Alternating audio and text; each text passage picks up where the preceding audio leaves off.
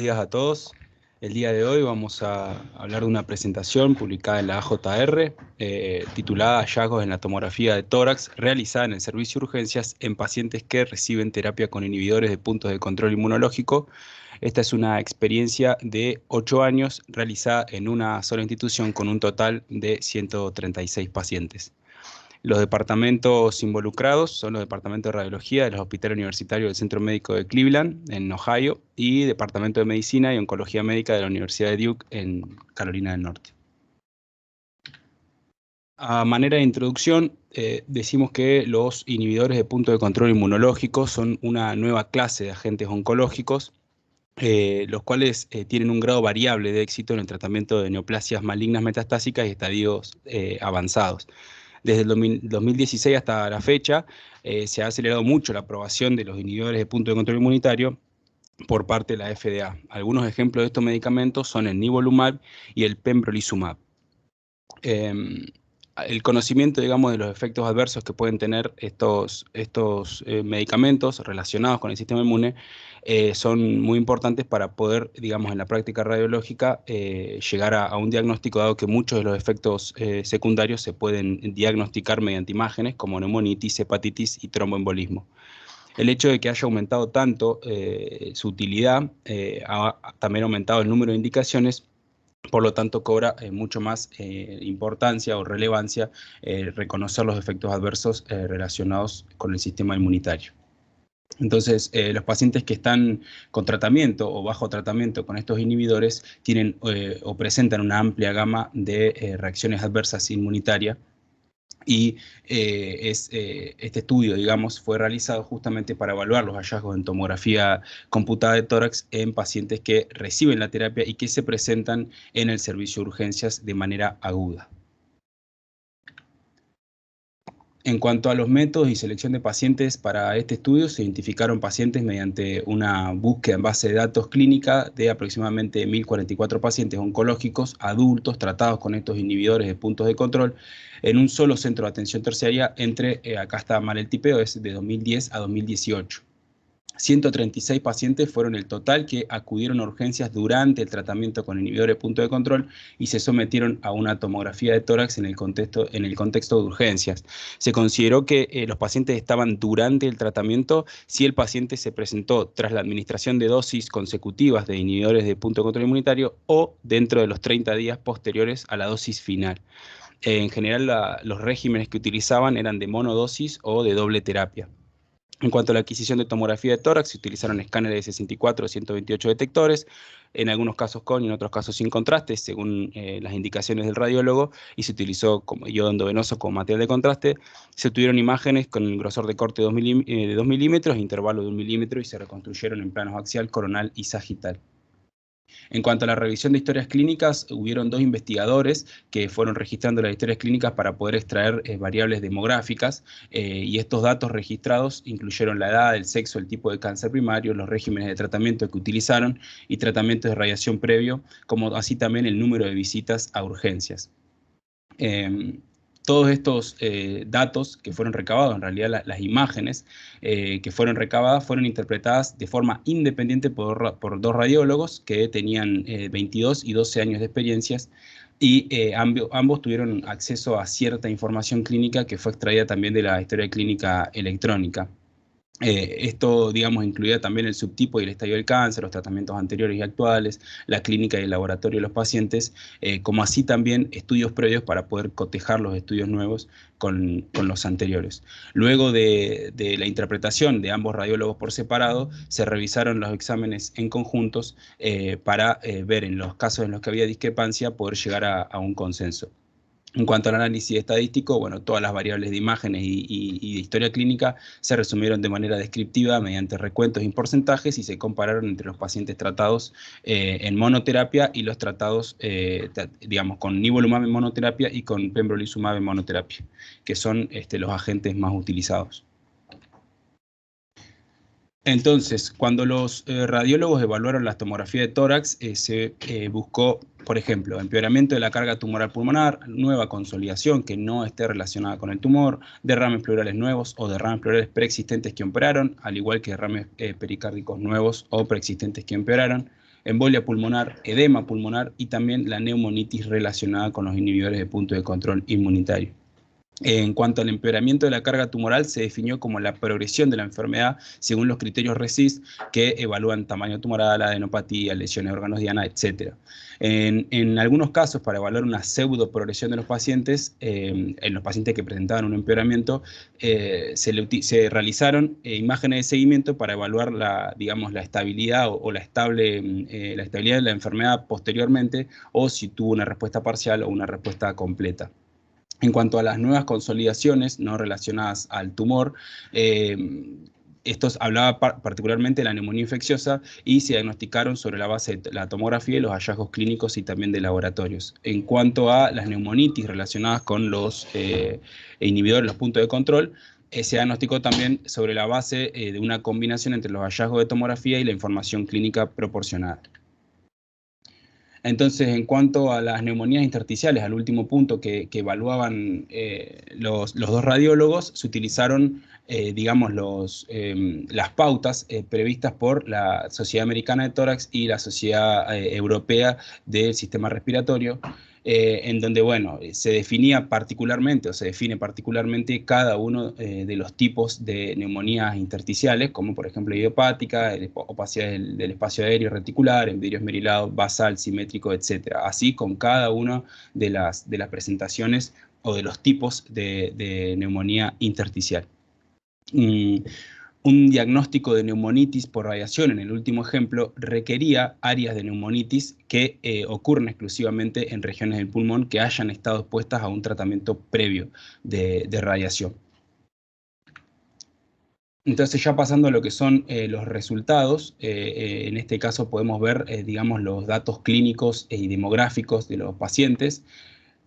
Como decíamos, de los 1.044 pacientes y sometieron al estudio 136, que la edad promedio era de 65 años, eran mayormente hombres que mujeres, y los puntos más importantes son que el tipo de cáncer primario era el cáncer de pulmón, con 89 pacientes, lo que representaba un 65,4%, y seguidos por el melanoma y después por el cáncer de vejiga o de riñón. En cuanto al sitio de irradiación que tenían anteriormente los pacientes o previamente los pacientes, en 34 pacientes, es decir, un 25%, esta radiación estaba dirigida a una parte del pulmón, en un 16,2% al mediastino y en la pared torácica un 5,1% que era igual a la del cuello y la región supraclavicular. Entonces, como resultados podemos decir también en cuanto a la presentación en el departamento de emergencias y la indicación en la tomografía de tórax, de los 136 pacientes que se sometieron a la tomografía de tórax, hubieron en total 163 estudios por tomografía o visitas, si se quiere, de estos pacientes. Las indicaciones más frecuentes para los 163 exámenes que se realizaron fueron la sospecha de una embolia pulmonar en un 84%, después la disnea en un 63% y el dolor torácico en un 28,2%. Un total de 91 pacientes, que representaban un 55,8%, consultaron al servicio de urgencia y se le realizó tomografía de tórax dentro de los primeros 60 días post inicio del tratamiento. Y para las visitas al servicio de urgencia en las que la tomografía de tórax demostró una neumonitis asociada a los puntos de control o a los inhibidores de los puntos de control inmunitario, el intervalo medio entre el inicio de la terapia y la consulta fue de 112 días.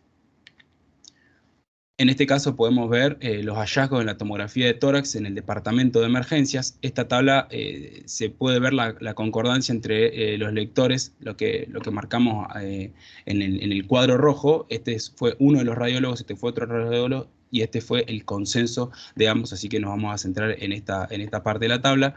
El hallazgo más frecuente en la tomografía de tórax fue el agravamiento de la carga tumoral. Como podemos ver, representaba un 60,1%, un total de 98 pacientes.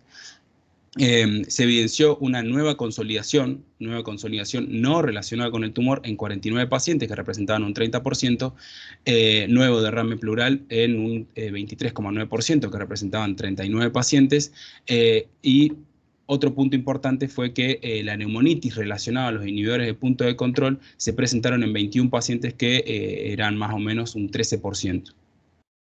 Dentro de esto de 13%, dentro de este 21 pacientes que presentaron neumonitis relacionada a los inhibidores de punto de control, dentro de los patrones de neumonitis, el más frecuente fue, que se presentó en 6 pacientes, la neumonitis por radiación, ¿sí? En un 28,6%. Luego teníamos 4 pacientes que presentaban neumonitis por hipersensibilidad y algunos otros que presentaban una neumonía intersticial aguda. Acá podemos ver algunos ejemplos de los hallazgos que se obtuvieron durante el estudio. Este caso es un paciente masculino de 58 años que presentaba un cáncer de pulmón de células no pequeñas, metastásico. Este paciente acude al servicio de urgencias por disnea severa. Él estaba en tratamiento con monoterapia con nivolumab y estas imágenes son las primeras obtenidas un mes antes de la presentación al servicio de urgencia. Y lo que podemos ver en estas imágenes, en plano de adquisición axial, tanto en ventana de partes blandas como en ventana de parénquima pulmonar, se muestra en la primera imagen una adenopatía periliar metastásica, señalada por la flecha, y también podemos ver en otra región del pulmón, también señalado por la flecha, una masa pulmonar en el lóbulo inferior izquierdo de aproximadamente 4 centímetros. Estas imágenes son del mismo paciente, pero son las imágenes que se obtuvieron durante su consulta, es decir, un mes aproximadamente después de las imágenes anteriores, y lo que podemos ver es una progresión en el tamaño de la adenopatía periliar que presentaba en el hemitórax izquierdo, como también un aumento del tamaño de la masa pulmonar en el lóbulo inferior izquierdo, como lo podemos ver en esta imagen. En este caso tenemos un paciente que presentaba, un masculino de 63 años con un cáncer de pulmón, también no microcítico y metastásico, al que se le diagnosticó una nueva embolia pulmonar aguda en el servicio de urgencias. También se encontraba en monoterapia con nivolumab. Lo que podemos ver son en las imágenes también de tomografía, en este caso ambos, un plano axial y un plano coronal en ventana de partes blandas. Lo que podemos ver son múltiples defectos de llenado que están dentro de los vasos, de las arterias pulmonares, en el lóbulo, sobre todo a predominio del lóbulo inferior izquierdo, compatibles con embolia pulmonar. El paciente también presentaba un cierto derrame pleural bilateral a predominio derecho, el cual en el hemitórax derecho se presentaba lobulado. Asimismo, el paciente presentaba múltiples nódulos, en este caso podemos ver uno dentro del parénquima disperso, lo que hablaba del secundarismo de su patología tumoral de base. Como mencionábamos anteriormente, de los 163 exámenes que se realizaron de tomografía computada, de los 136 pacientes del total de la muestra, digamos, 21 mostraron en tomografía computada con evidencia clínica de neumonitis relacionada al sistema inmunitario. Y el patrón justamente más frecuente de neumonitis fue la neumonitis por radiación, que se presentó en un 28,6%, que era un total de 6 pacientes.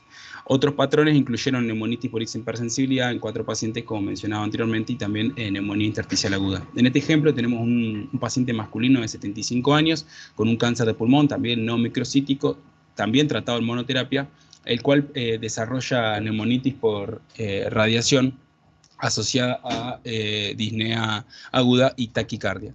En este ejemplo de la tomografía computada en plano axial y también en plano coronal, en ventana de parénquima pulmonar, podemos ver grandes opacidades parenquimatosas difusas asociadas a cambios fibróticos y en el lóbulo superior derecho y lóbulo medio, también afectando segmento superior del lóbulo inferior derecho. Estos hallazgos de opacidades e infiltrados en vidrio esmerilado asociados a la fibrosis del lóbulo superior corresponden al sitio que el paciente había presentado anteriormente radioterapia. Al paciente se lo termina diagnosticando como una neumonitis por radiación relacionada a la terapia con los inhibidores del punto de control inmunitario.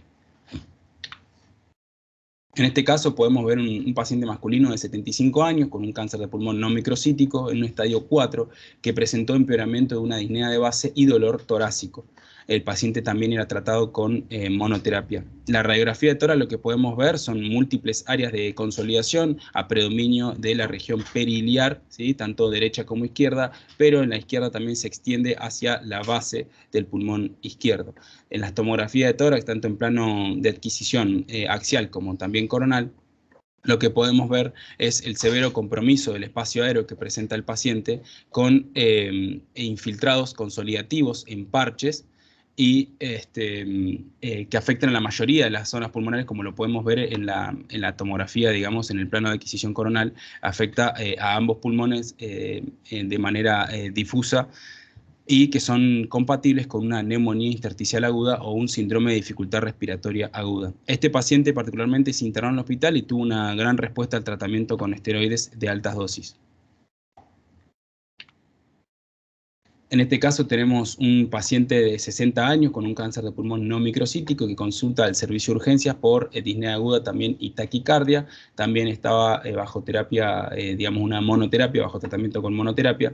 Lo que podemos ver en ambas tomografías, tanto en el plano de adquisición axial como en el plano de adquisición coronal, de la ventana pulmonar, que muestra varias consolidaciones parcheadas que podemos ver mejor en el plano axial. Bilaterales con distribución predominantemente subpleural y peribronquial. También lo que podemos ver como el hallazgo que tenía este paciente era una masa cavitaria apical derecha con márgenes bien engrosados, lo que señala aquí la punta de flecha. A este paciente se le diagnosticó una neumonitis inmunorrelacionada con patrón de neumonía organizada tipo criptogénica, y el paciente finalmente respondió muy bien también a las altas dosis de esteroides. Entonces, a modo de datos, podemos decir que de los 163 consultas que se realizaron en urgencias, se inició antibiótico en el 50,3% de estas para tratar los procesos infecciosos, y los esteroides se utilizaron, sea endovenoso o vía oral, en un 25,8%. Todos los pacientes con neumonitis que estuvieron relacionadas a los inhibidores de punto de control inmunitario recibieron esteroides a altas dosis como tratamiento, y de los 21 pacientes con neumonitis relacionados a los inhibidores de punto de control, en 16 pacientes se detuvo el tratamiento, lo que representaba un 76,2% de esta muestra, y en el resto se continuó el tratamiento con 1 o más dosis, y con el seguimiento se vio que ninguno tuvo casos de recurrencia de neumonitis. 15 de estos 21 pacientes mostraron una clara mejoría clínica o radiológica después de la consulta al servicio de urgencia. En cuanto a la relación del agente de inmunoterapia o con el agente de inmunoterapia, 91 pacientes fueron tratados en monoterapia con nivolumab y 46 fueron tratados con pembrolizumab, y la única diferencia significativa fue que fue mucho más frecuente la embolia pulmonar, o se vio más frecuentemente en el tratamiento monoterápico con pembrolizumab. Asimismo, dentro de lo que fue la clasificación en cuanto al tipo de cáncer primario, en 104 pacientes fueron neoplasias primarias de pulmón, en 59 pacientes fueron neoplasias no pulmonares, y estos grupos no fueron significativamente diferentes, o sea, no mostraron diferencias en cuanto al rango etario, los días de inicio de tratamiento y la visita al servicio de urgencia, ni tampoco en cuanto a los hallazgos de tomografía de tórax. En cuanto a la supervivencia del paciente, podemos decir que la supervivencia fue peor en aquellos que lógicamente tuvieron un empeoramiento de la carga tumoral, y también fue mucho peor en pacientes que tuvieron derrames pleurales nuevos o derrames pleurales viejos que presentaban un empeoramiento. La supervivencia no estuvo asociada a ninguno de los otros hallazgos de la tomografía de tórax. Entonces, en cuanto a la discusión o conclusión del trabajo, según los autores de este trabajo y toda la investigación que hicieron acerca de si existían otros estudios, ellos dicen que este estudio representa el análisis retrospectivo más grande sobre hallazgos en la tomografía de tórax en pacientes bajo tratamiento o bajo terapia con inhibidores de punto de control inmunitario, pero que se consultan de forma aguda en urgencias. Los exámenes de tomografía mostraron una amplia variedad de hallazgos. La progresión tumoral fue sin duda la más frecuente, en un 60,1%. La nueva consolidación no relacionada al tumor estuvo presente en el 30,1%. El derrame pleural nuevo en un 23,9%, y la neumonitis relacionada a los inhibidores de punto de control inmunitario en el 12,9%.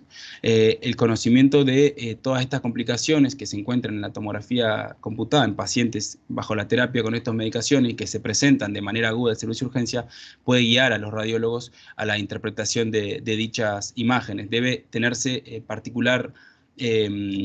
o debe reconocerse particularmente la alta frecuencia de la progresión tumoral, sobre todo en los pacientes o en el contexto de urgencias agudas.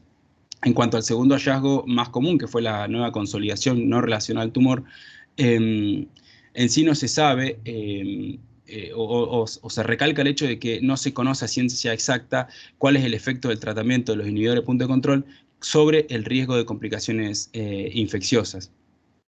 Asimismo, en cuanto hablamos de las neumonitis relacionadas a estos medicamentos, hay estudios previos que calcularon la frecuencia de la neumonitis asociada a estos, que varía o que ronda del 5 al 12%. Este estudio se acercó más al 12%, de hecho un 12,9%, lo que respaldaba la necesidad de una alta sospecha de este evento adverso en el entorno de urgencia en pacientes sometidos a estos tratamientos. En cuanto a las limitaciones de los estudios digamos, que presentan los autores, la falta de significación estadística para muchas de las sociedades o de las asociaciones exploradas, sobre todo por el pequeño o el tamaño de la muestra insuficiente que se presentó. Asimismo dicen, bueno, el hecho de haber incluido pacientes con una amplia gama de cánceres y estadios de enfermedad, que hace que, digamos, la inclusión de pacientes con esta amplia gama en ciertos grados de estadio de enfermedad hacen que los resultados puedan haber diferido digamos, para muestras mucho más específicas, digamos. Y en cuanto a la exclusión de los pacientes bajo tratamiento con quimioterapia estándar, digamos, lógicamente no era el punto de estudio, pero el excluir estos pacientes hizo que la muestra sea aún más acotada. Muchas gracias. Aquí dejo el link por si quieren revisar las tablas. Muchas gracias.